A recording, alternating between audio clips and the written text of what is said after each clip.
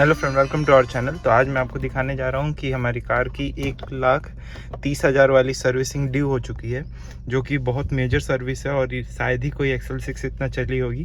तो चलिए दिखाते हैं कितना प्राइस लगता है और कितना में सर्विसिंग इसका डन होता है। तो मिलता है आपको गाड़ी के वर्कशॉप पे पहुँच के। और ये सर्विसिंग मैं बाहर से करा रहा हूँ, तो आप उस हिसाब से इसका जज करिएगा।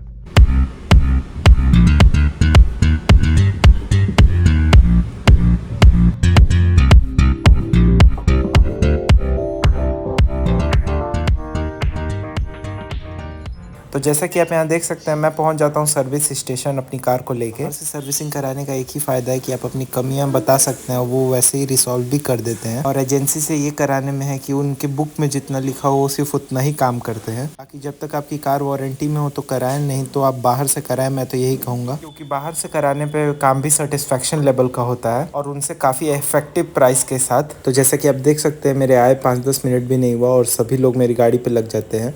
ये ऐसा नहीं है कि 1-2 आदमी, 4-5 आदमी एक कार पे लगते हैं, जिससे कि काम जल्दी से जल्दी और अच्छे से अच्छे हो सके। तो जैसा कि आप देख सकते हैं, मेरी गाड़ी का यहाँ इंजन फिल्टर, एयर फिल्टर सब खोला जा रहा है, क्योंकि ये 1,30,000 वाली सर्विस है, जिसपे गाड़ी के स्पार्क प्लग्स को भी निकाल के देखा जाएगा कि उनकी क्या कंडीशन है, चेंज करने लायक है कि नहीं। हाँ, आपको ये वीडियो थोड़ी भी इफेक्टिव लगे तो प्लीज़ लाइक शेयर सब्सक्राइब करिएगा। तो यहाँ देख सकते हैं, बारी बारी मेरे स्पार्क प्लग को एक एक करके निकाल दिया जाता है। फिर बारी आती है टायर रोटेशन की, जिसमें टायर को निकाल कर उनके डिस्क को भी चेक किया जाएगा और टायर रोटेट भी किया जाएगा। गाड़ी के टायर 1,30,000 चल जाते हैं, तो उनको अगली सर्विसिंग में चेंज ही करना है, तो उनको ज़्यादा रोटेशन नहीं करना होता है लेफ्ट साइड का, तो उसको पीछे कर दिया जाता है। जो नया टायर होता है उसको आगे कर दिया जाता है। सर्विसिंग होने के बाद चल के इसका अलाइनमेंट भी कराना है। तो यहाँ देख सकते हैं, गाड़ी को अच्छे से लिफ्ट किया जाता है और उसके चारों टायर को खोला जाता है, जिससे कि उसके डिस्क पैड के स्टेटस चेक हो सके, कितना बचा है कितना नहीं।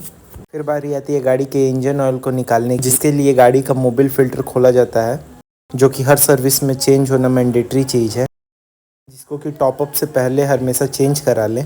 तो जैसा कि यहाँ देख सकते हैं, बहुत लोग एक साथ लग गए हैं, जिसकी वजह से सब काम प्रॉपर वे में हो रहा है। तो आप देख सकते हैं, यहाँ डेस्क खोल दिया गया है और गाड़ी को पूरी चारों टायर को हटा के गाड़ी को लिफ्ट कर दिया गया है। तो लोकल वर्कशॉप में कराने का यही फ़ायदा है, जिससे कि आपकी गाड़ी पे 2-4 लोग लगते हैं, काम भी जल्दी होता है और हर जगह पे प्रॉपर ध्यान भी दिया जाता है। कि मैं तो बहुत सेटिस्फाई हूँ बाहर से कराने में, क्योंकि बाहर से कराने में बहुत फ़ायदा है। अंदर अगर शोरूम से कराते हैं तो वो लोग भी जितना बुक पे लिखा होता है उतना ही काम करते हैं, अधिक चीज़ पे वो कभी ध्यान नहीं देते हैं। आप भी कभी जाएं तो ये चीज़ को नोटिस करें। जैसे कि यहाँ देख सकते हैं, गाड़ी के डिस्क पैड को सफाई करके पीछे वाले और उनके एलॉय व्हील को लगा दिया जाता है। और मेरी कार के थोड़े हैंड ब्रेक लूज हो रहे थे, तो हैंड ब्रेक भी एकदम टाइट करा लिया गया है। फिर बारी आती है गाड़ी के कूलेंट लेवल को चेक करने की, जो कि बहुत लो हो चुका था। और ये एक नॉर्मल चीज़ है, गर्मी में कूलेंट लेवल बहुत लो हो जाता है, तो आपको प्रॉपर उसका चेक करते रहना चाहिए सर्विस से पहले भी। फिर भैया से बोल के अपने बैटरी के लेवल चेक करा लेते हैं गाड़ी के, जो कि हीट की वजह से कभी कभी कम हो जाते हैं। तो मेरी गाड़ी के तो बैटरी के जो लेवल होता है वाटर का, वो तो बराबर होता है। फिर बारी आती है हमारी गाड़ी के डिस्क के लेवल की, जो कि पूरी घिस चुकी थी, तो ये भी चेंज मांग रही थी, तो इसको हम लोग करा देते हैं चेंज, क्योंकि इसकी वजह से ये डिस्क प्लेट इसका ख़राब हो सकता है, जो कि ज़्यादा ही कॉस्टली पड़ जाएगा। जैसे कि आप देख सकते हैं, इतना फटाफट काम हो रहा था कि हमारी गाड़ी बैक से पूरी तैयार हो गई रहती है, सिर्फ आगे से सर्विसिंग होना बाकी रहता है।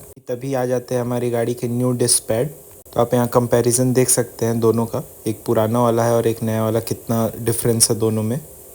सब गाड़ी के ऐसी चीज़ हैं जिनको हमेशा परफेक्ट रखना है, बहुत ज़रूरी होता है सेफ ड्राइविंग के लिए। हाँ, अपनी गाड़ी को टाइम टू टाइम पैम्पर करते रहेंगे तो वो हमेशा आपका साथ देती रहेगी, किसी भी टेरेन पे और कहीं भी। अलाइनमेंट आउट हुआ रहता है, जिसकी वजह से हमारे टायर पूरी घिस गई रहती है, एक साइड का पूरा वॉल ही घिस गया था, जैसे कि आप यहाँ देख सकते हैं। और ये दूसरा टायर है, कितना डिफरेंस है। मेक श्योर जब भी आपकी गाड़ी का स्टीयरिंग आउट जाने लगे, तो आपको उसका अलाइनमेंट जल्द से जल्द करा लेना है, जिससे आपकी गाड़ी के टायर लंबे समय के लिए चल सके। तो जैसा कि आप देख सकते हैं, गाड़ी का मोबिल पूरा ड्रेन कर दिया जाता है।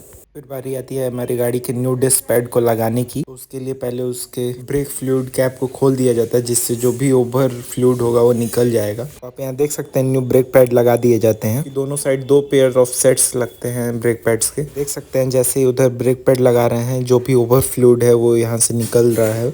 मेक श्योर जब भी आप अपनी गाड़ी के डिस्क पैड लगवाएं तो आप अपने फ्लूइड कैप या जो भी फ्लूइड कैप है उसको खोल दे, जिससे जो ओवर फ्लूइड हो वो निकल जाएगा।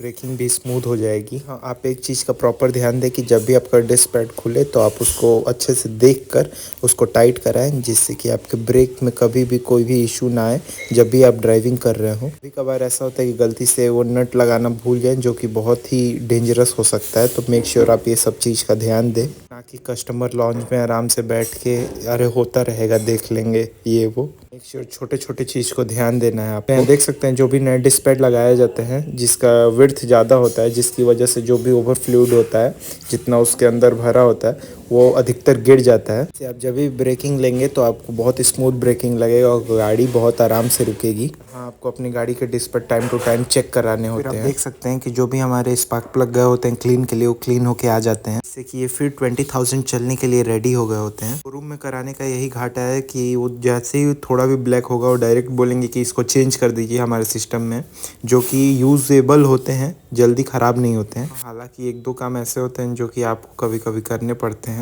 जो कि नेग्लिजिबल होते हैं, इतने से कुछ नहीं होता है। बाकी इन सब लोग के करने की वजह से आपको सेटिस्फेक्शन लेवल पूरा 100% रहता है। जैसे कि आप देख सकते हैं मुश्किल से 1 घंटा हुआ होगा और मेरी कार का सर्विस ऑलमोस्ट डन है। देख सकते हैं पूरा जो इंजन ऑयल निकल रहा होता है वो पूरा ब्लैक हो गया होता है। इसीलिए कहा जाता है कि गाड़ी को हर 10,000 किलोमीटर के बाद सर्विस कराना अनिवार्य होता है। बारी आती है गाड़ी के कूलेंट लेवल को चेक करने की, जो कि मेरी गाड़ी में थोड़ा लो हो गया होता है गर्मी की वजह से, वो नॉर्मल है। भैया से बोल के अंडर बॉडी जो भी 1-2 नट लूज हुए रहते हैं उनको बोल के चेक करा लेते हैं और वो नॉर्मली उसको चेक करके टाइट भी कर देते हैं। फिर बारी आती है गाड़ी के स्पार्क प्लग को लगाने की। जैसा कि आप देख सकते हैं यहाँ पे हमारी गाड़ी के स्पार्क प्लग को रीअसेंबल किया जाता है। और मेक श्योर आपको हर चीज़ ध्यान देना है कि आपके हर नट बोल्ट टाइट हो रहे हैं कि नहीं, प्रॉपर टाइट कराते रहें उनको देख के।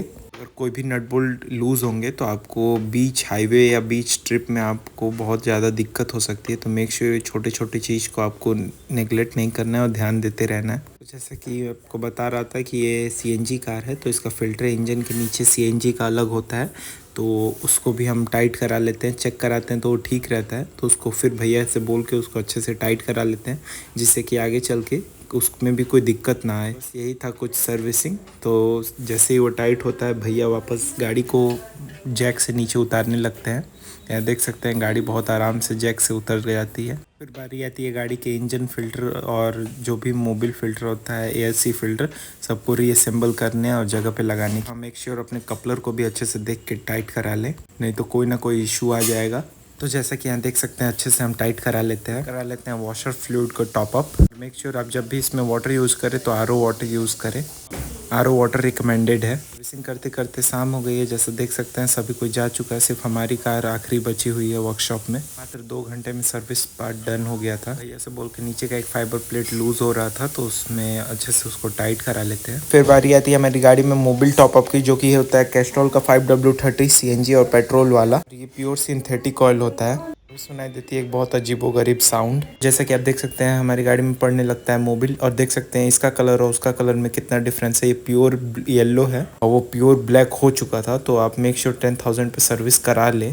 बाहर से कराने में 1-2 फ़ायदा ये भी है, बाहर से सर्विस कराने का ये फ़ायदा 1-2 छोटी कमियां भी दूर हो जाती हैं। जैसे देख सकते हैं इसका ग्लू छोड़ रहा था, बोल के इसको अच्छे से 3M टेप से चिपका देते हैं। अभी अचानक जैसे ही गाड़ी स्टार्ट करते हैं बहुत सारे एरर आने लगते हैं ESP और बहुत सारे हिल होल्ड के।